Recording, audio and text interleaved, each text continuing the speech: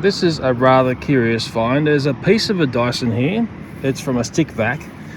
It says Dyson V6 Animal. Now I've actually got a couple which are like this, but one of them doesn't have the stick vacuum section. I'm wondering whether this Motorhead still works here. It needs a bit of a clean out there. Sometimes it does get a bit blocked and clogged in that section there. Maybe it's called a plenum chamber. Maybe I'm just making that up. But the brush is in pretty good nick. I'll tell you what, the brushes I got at home of this model are a lot rattier than this. Yes, for me, this one's quite a curious keeper. Okay, I'm back home. I'll gently put my coffee down. I've dragged out my Dysons. This is a DC59. Let's just say it was awarded to me. When I used to be a nice person online, I don't get any awards these days. This is a Dyson V6 trigger. I picked this up because it was on super special, and the trick to buying Dysons is wait for the model to get a little bit older and you get them for a relatively good price versus when they first came out when they're deadly expensive. Cough, cough, cough. But my DC59, it came with a stick, and the problem up here is, and I remember watching this happening, is as you'll see, the brush area is fairly well hammered. In particular, that black brush there looks fairly ratted out. I was going to buy one of these online, and I just ended up living with it. Of course, this still works, and I'll just reach over here. But I'm actually curious whether the one that I picked up off the streets works. Let me just push this to the back, and I'll bring forward my Dyson V6, and possibly with two hands I'll connect this into there. Actually, I should show you how it can be easily done with one hand, because that way I can impress Mr. Dyson with my prowess. Let me just spin this over so we can see this correctly, and I'll just reach back to the on switch. Houston, we have a problem. I'd say this needs a major clean out. I might be able to get this to work, but let me clean this out. I'm not sure how much you heard me over the wearing of the Dyson, but this feels very tight in here. It feels like it's bound up by hair and whatnot. And if I go and feel the one which I know works, it's actually nice and loose. So we've got to try and get to this sort of situation in here. I'll just unclip the head away from it. I'm not sure whether I can get away with this single-handedly. Oh, magic. I can. More points from Dyson for me. I've just gone inside and grabbed a family heirloom. It's a Thomas & Friends spoon. I knew I could sneak Thomas the Tank in here somewhere. We're going to twist this little piece here. I think someone's cleaned this before because I can see markings of where it's been manipulated. And we can take this piece out and we'll start to reveal the problems going on here.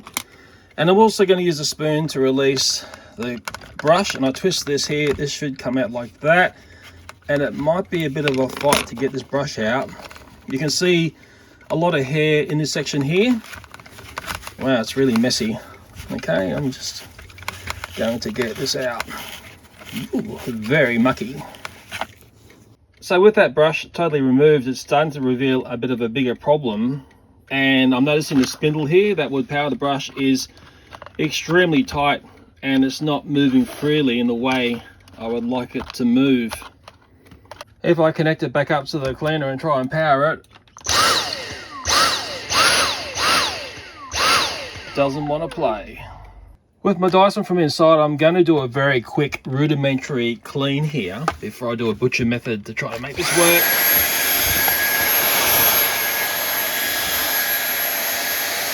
I grabbed some WD-40. It does say in the tin there's always another use. We're going to certainly put that to the test. And I'm going to swamp this area down here. There's no guarantee this is going to work, but I reckon it's just very fine dust that's mucking this up. Nice swim in WD-40. And I'll also try to give that a bit of a spin to see if it will free up on me.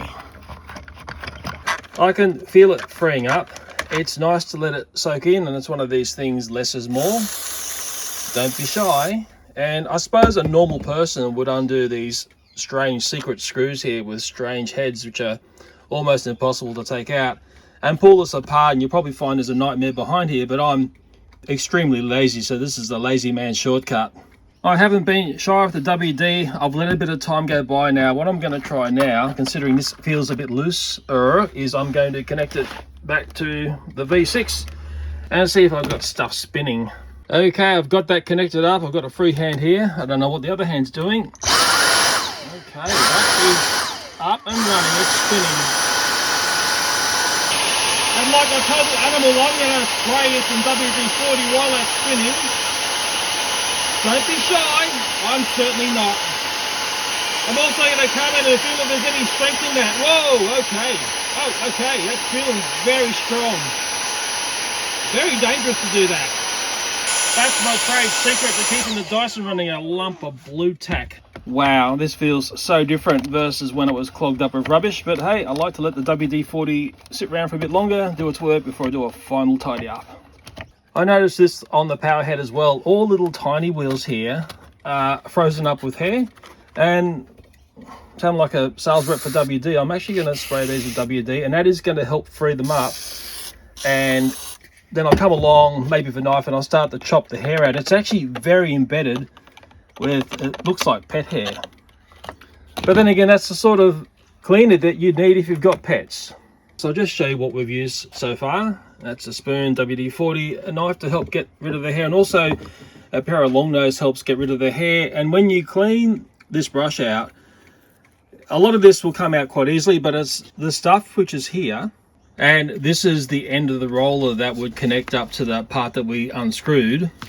It's really important to get all the matted hair out of here and be quite thorough in cleaning that section there. A lot of the initial dirt can be pulled up with another Dyson. I like to say the line, Dyson loves to clean Dyson. Imagine the brownie points I'm getting from James Dyson right now. He's gonna love me. What I found to get rid of the really matted hair on these rollers, you get a knife, you just very carefully chop away at this, and hopefully you can start to then pull out great clumps of it, but often it's going to be matted in there really tightly, and it's just one of these things that takes a bit of time, and it's got to be done quite thoroughly. And what I found is, don't be shy with the knife, but be careful. Always being careful if you're playing with knives, and you'll get to a point where you'll hopefully get it all off like in one piece, like that. May have been a house full of females, but look at that. Another area to clean is the very end section, and you'll find hair will get caught around that little piece of metal. That's the screw-in bit that you undo to take this roller out. Yeah, so you have to look in there as well. I'm finding the little wheels here are actually quite clogged up, and you can remove them, although you don't really have to go full hog. It's a matter of just squeezing something here, levering it, and the axle will start to pop out. It's just a matter of finding the right angle of the dangle to get the little axle and wheel out. It's a fiddly little rooster, but it's not too hard to get out, and that hair there's got to go, and it will free up the wheel. Putting it back in is a reverse procedure, and I've got my long nose pliers here. I just give it a nice direct shove here, being quite careful in my force, and it will go down and into the right spot with a little click.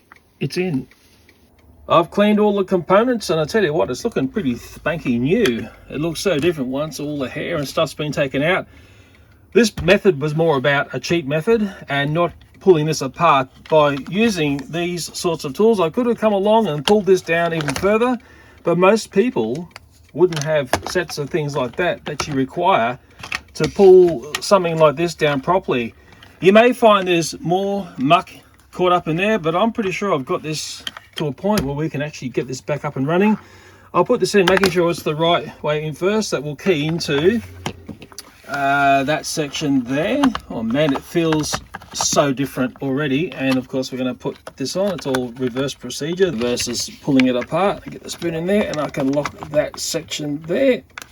You get this piece and you put it back in. It helps to get it at a bit of an angle to key it in there, and then come up here, and I'll just reach over and grab the spoon to then lock this in like so. I'll tell you what, wow, it's feeling nice and loose. It's feeling completely different versus when it landed here. Some things in life are trash and you throw them out, and then there's other things in life which are actually worthwhile looking after and fixing up. Mind you, this was purely cleaning this up, and hopefully I showed you a nice lazy way to clean this up without getting too technical. I had a look on Google, and the V6 is from 2015. This is the era of this Dyson. I'm making this video in 2022. I can't do the maths because I failed maths at school, and if I was good at maths, I wouldn't be stuffing around on YouTube, would I? And of course, we want to see the result of our hard work, don't we? Go, baby, go! Oh yeah! I like it a lot. Cool bananas. My Dyson V6 trigger now has a Dyson V6 Animal stick. Oh yeah, gotta love that purple. And my crikeys, it looks spanking brand new. I'm feeling a lot less grumpy now. Fluffy Cat's going to help me do a test of the V6 Animal stick now that I've cleaned it up. And I can pick up all the fluff and things that the cats and kittens in our house have left behind. Yeah, even pick up those leaves there. I'm sounding like a vacuum cleaner salesperson, aren't I? It'd be nice to have a brand new Dyson. I haven't got one of the new expensive ones. I wonder if Mr. Dyson can hear me say that. It's certainly worthwhile spending a little bit of time to sort these out. It's not difficult to do, and it doesn't take that long. I'm very happy with my work today. Very happy. Okay, do you remember what I found here on the side of the road? It is associated with this video, believe me. It's where I found this, the thing that you've just seen being fixed up in the video. I've actually bumped into the people who threw this out, and I gave them the option, would you like to take it back?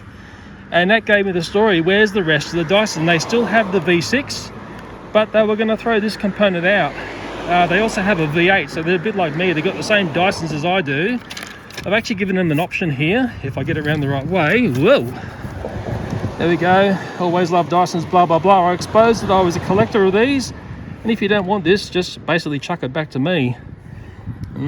But hearing they had other Dysons had me thinking, yes, it might be a very good household to connect with for my awesome Dyson collection. Maybe wondering how much I charged for this nice clean up and fix up. Well, guess what? Totally free. And what I should have said in the video, I've got no brand association with Dyson or WD-40 or any other rubbish that you saw in this video, but I always like to say it's worth saving Dysons.